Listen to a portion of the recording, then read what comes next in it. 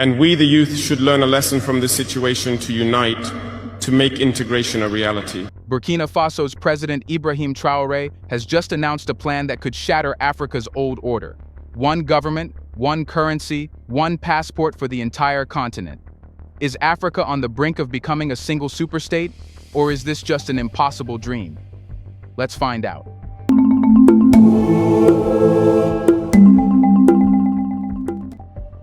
Standing on a stage draped in the colors of Burkina Faso and flanked by soldiers who symbolize his rise to power, President Ibrahim Traoré looked straight into the cameras and delivered one of the most audacious declarations any African leader has made in decades.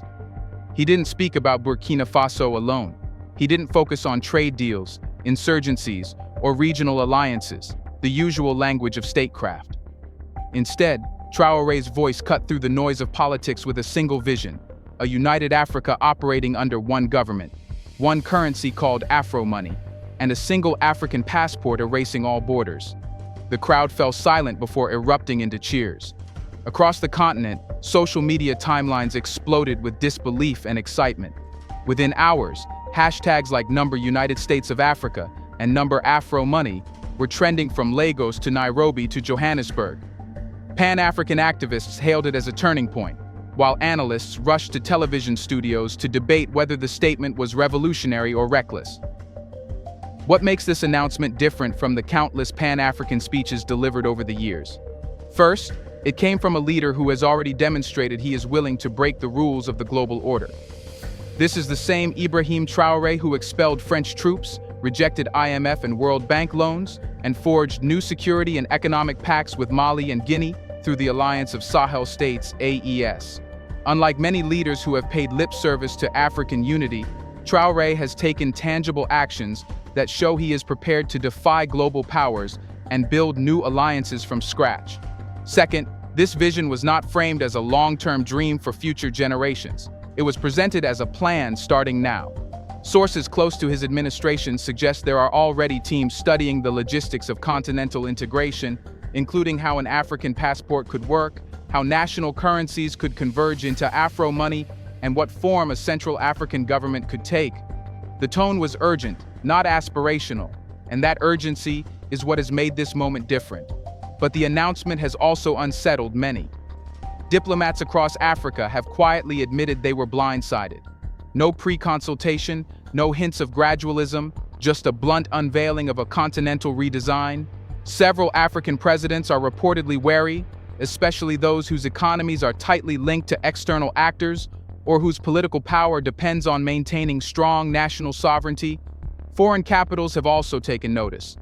Western governments, already frustrated by Traoré's refusal to align with their policies, are reportedly assessing the implications of a united Africa speaking with one voice, something that could dramatically shift global power dynamics. For ordinary Africans, the reactions are deeply emotional. Young people in particular see Traoré's vision as a pathway out of borders and economic systems that feel like chains left behind by colonialism. For decades, Africans have struggled to travel within their continent, faced with visa restrictions harsher than those required to visit Europe or the Middle East. Currency instability has plagued trade, and regional integration has often felt like a distant dream. Suddenly, one leader is saying those walls can be torn down, not gradually, but decisively. Of course, the announcement raises immediate questions. Who will lead this new united Africa? How will individual countries surrender sovereignty to a central authority? Will existing conflicts, from language differences to historical rivalries, simply disappear because of a speech? Or is this vision destined to collide with reality, crushed by the same forces that have divided the continent for decades? One thing is clear: Africa is now in a new conversation. Traoré's bold vision has sparked hope, fear, and fierce debate across the continent and the world. To understand why Ibrahim Traoré's idea of a single African government resonates so strongly, one has to look beyond the announcement itself and into the deeper historical and ideological roots of Pan-Africanism. This vision didn't emerge overnight, nor is it a random political experiment. It draws from decades of struggle, thought, and activism aimed at ending the artificial divisions that carved Africa into fragments after colonial rule. When European colonial powers partitioned Africa in the late 19th century, they didn't create borders to serve the people of the continent. Those borders were designed to divide resources and control populations, breaking apart ethnic groups, trade networks, and social structures that had thrived long before colonialism. After independence, these lines on the map hardened into national boundaries that were often defended more fiercely than they were questioned. As a result, Africa inherited not just borders but competing identities and governments that frequently worked in isolation, or worse, at odds with each other. Traoré's call for a single African government is, therefore, an ideological rejection of that legacy. It is an attempt to replace division with unity, to build a structure where decisions about Africa's future are made collectively, not piecemeal.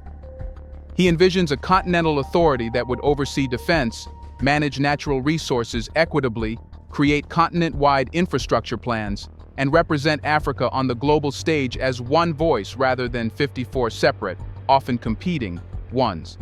This concept, while ambitious, is not entirely new.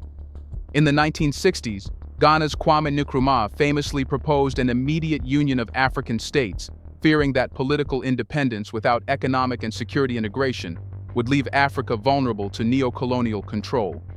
He was right. In the decades that followed, Africa became a battleground for global powers vying for influence, and economic dependency deepened. But unlike past leaders whose calls for unity were largely philosophical, Traoré is building his proposal on recent practical steps, such as regional security pacts and economic independence policies, that give it a sense of realism his predecessors lacked. However, the vision raises complex questions. How would such a government function when Africa's nations vary so widely in political systems, from democracies to monarchies to military-led states? Would there be a single African president or a rotating council? Would existing national parliaments dissolve into a single continental legislature? And most importantly, how would sovereignty be shared without reigniting the same rivalries that colonial borders once exploited? These are not abstract concerns. For instance, countries with strong economies may resist contributing to a pooled budget that supports weaker states, while nations with fragile political institutions might fear being overshadowed by larger or more stable governments.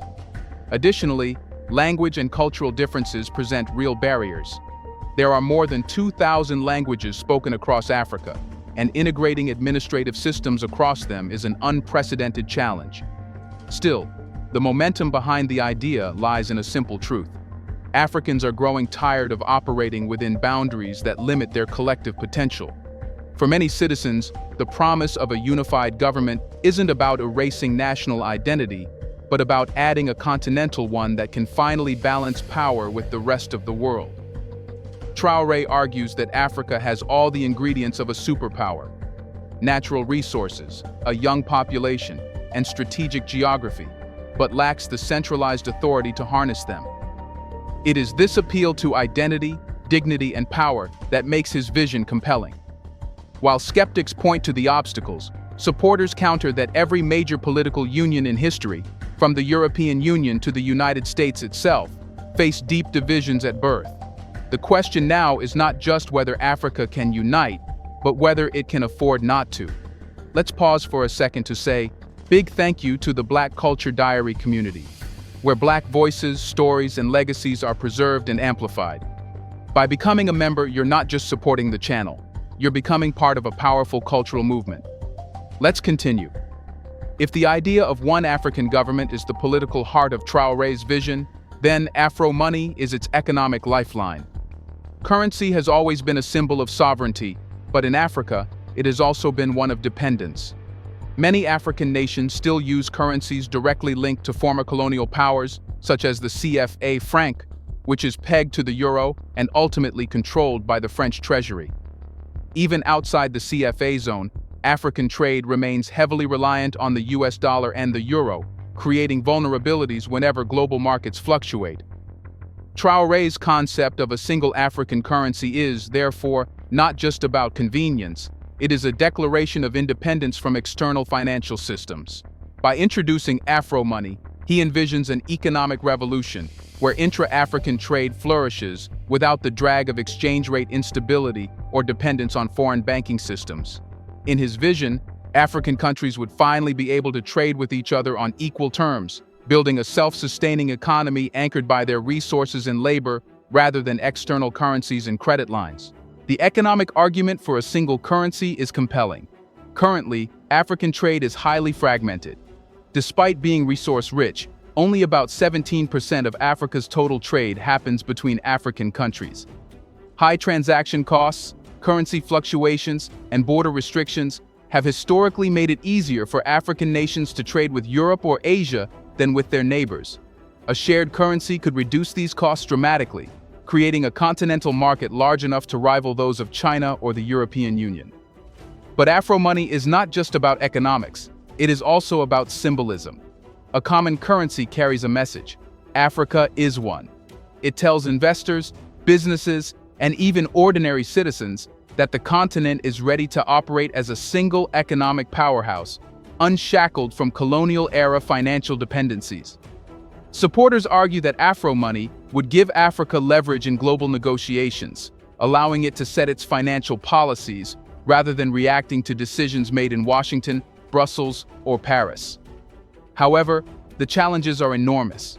Creating a single currency requires far more than printing new banknotes. It demands deep economic convergence, shared fiscal policies, harmonized inflation rates, common banking regulations, and crucially, trust among member states. Europe's experience with the euro shows how difficult this can be, even among countries with relatively similar economies and political systems. Africa's diversity, from oil-rich Nigeria to resource-scarce Malawi, adds layers of complexity. There are also questions about governance. Who would control Afro money? Would it be managed by a new African central bank? Where would it be headquartered? How would countries handle the loss of monetary sovereignty, particularly those accustomed to managing their exchange rates to deal with economic shocks? Despite these hurdles, public enthusiasm for Afro money is growing, especially among Africa's youth. Many see it as an opportunity to create jobs, lower costs for businesses, and open up new markets for entrepreneurs. Informal online campaigns have even begun circulating prototype designs for Afro money banknotes featuring African heroes such as Thomas Sankara and Kwame Nkrumah, further fueling excitement about the idea's cultural significance. For Traoré, Afro money is a natural extension of his broader push for independence from external control. If Africa can feed itself, defend itself, and govern itself, why should it not also fund itself? The introduction of Afro money would be the financial backbone of that transformation, ensuring Africa's future prosperity rests on African decisions rather than foreign dictates. But as bold as this proposal is, it only addresses one dimension of unity: economics. The other dimension, mobility and identity, is just as crucial, which is why Traoré's third pillar, a single African passport, has sparked equal parts excitement and debate. Here's a reminder to please like and share the video and subscribe to our channel to watch more videos on Black culture, history, civilization, and identity. Let's continue now. If a single currency like Afro money represents Africa's economic liberation, then Traoré's third pillar, the One African Passport, is about reclaiming freedom of movement and identity. It speaks directly to the everyday experience of Africans who, despite living on the same continent, often find it easier to travel to Europe or the Middle East than to visit a neighboring African country. For many, the barriers are not just symbolic. They are real, in the form of costly visas, tedious border inspections, and outdated immigration policies that treat fellow Africans almost like foreigners. Traoré's vision aims to dismantle this invisible wall. The proposed passport would grant every African citizen unrestricted access to all 54 countries on the continent, allowing them to live, work, and study wherever opportunity calls. It's a vision designed to turn Africa into a single, interconnected homeland rather than a patchwork of fenced-in nations clinging to colonial-era borders. This concept is not without precedent.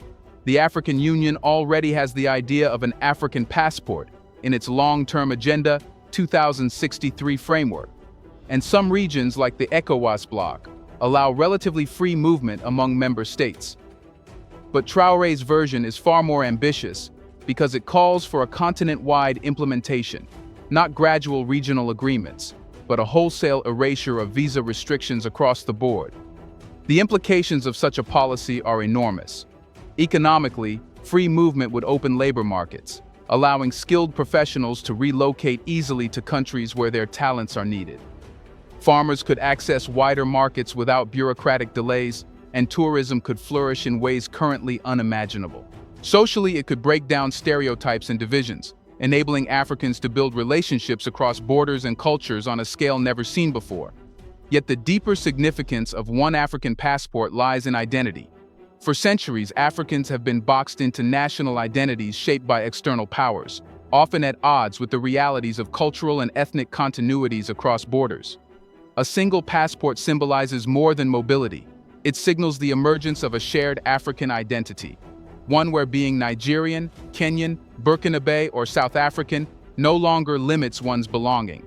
But critics are already asking difficult questions.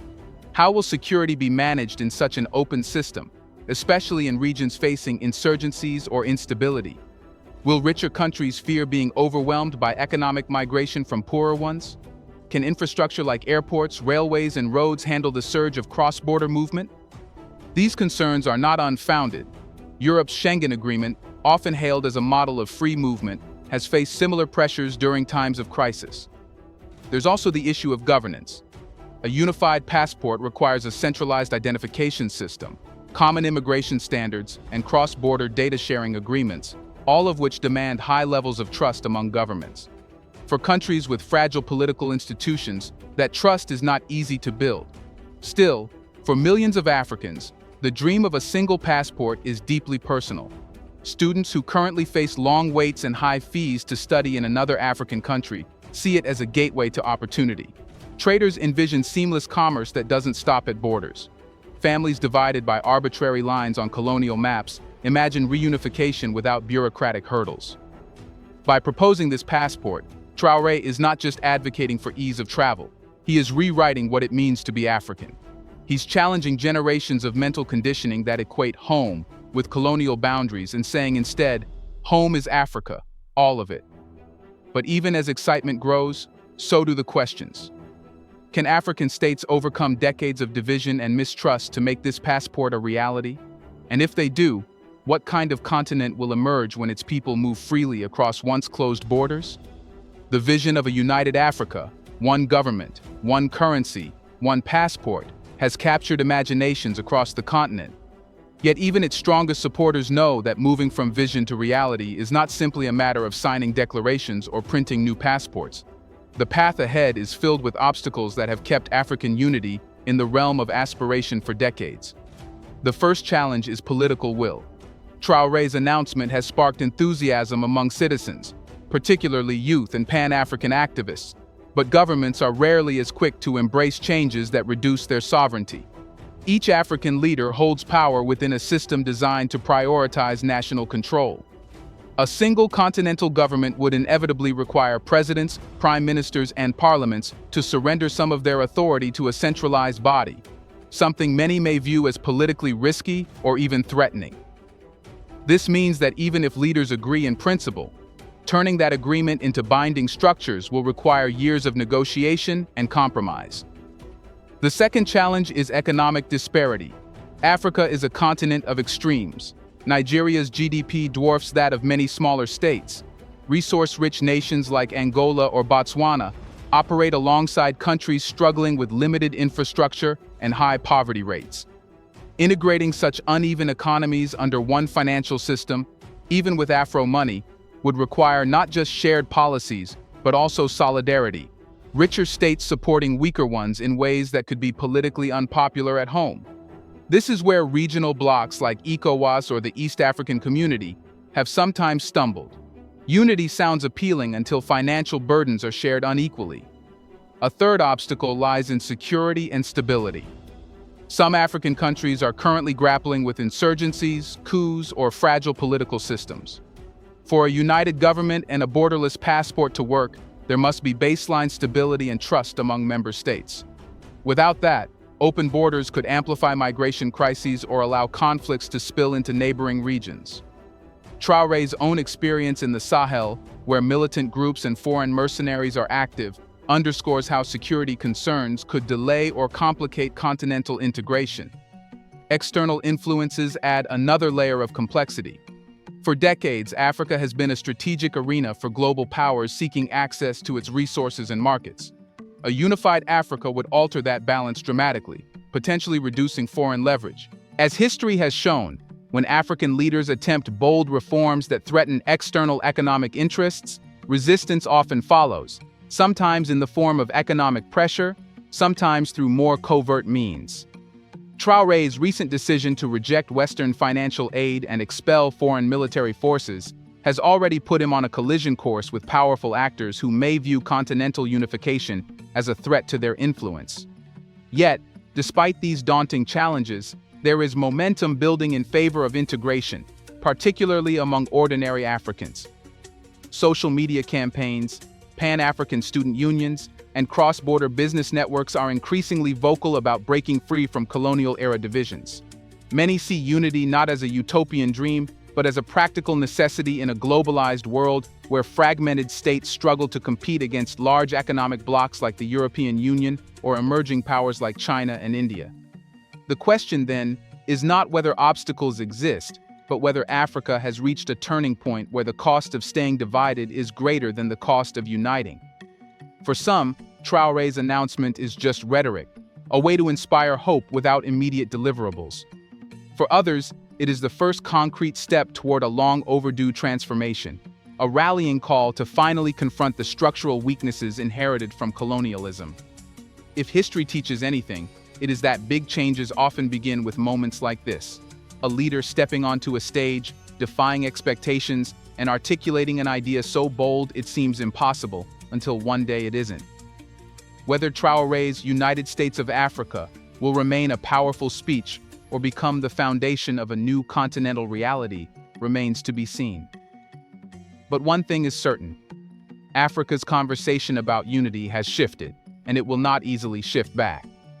Can Africa really unite under one government without losing its unique national identities? Let us know in the comments section. Will Afro money break Africa's economic dependence? Do you want to watch more videos like this one? If so, subscribe to our channel and press the bell icon next to it. We have decided to bring videos on something nobody talks about: the Black culture, civilization, history, and evidence about how glorious Blacks have been. Thanks for watching, and until the next video, stay tuned.